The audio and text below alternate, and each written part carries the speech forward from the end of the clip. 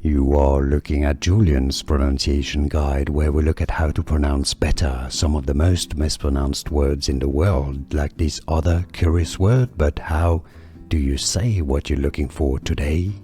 We are looking at how to pronounce this word, as well as how to say more interesting but often confusing words and names that many mispronounce, including medical terms, so make sure to stay tuned to the channel.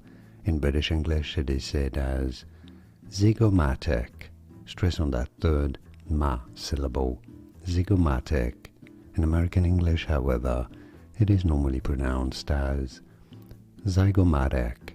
Zygomatic in American English, or zigomatic in British English. And now you know. Like and subscribe if you found this video useful. Like it at least, it helps me immensely. Thanks for your support. More videos for you here to learn more correct pronunciations. Thanks for watching. Here are more videos on how to pronounce more confusing words and names too many mispronounced. Like this video if you found it useful. I appreciate your support. I'll see you soon, and thanks for watching.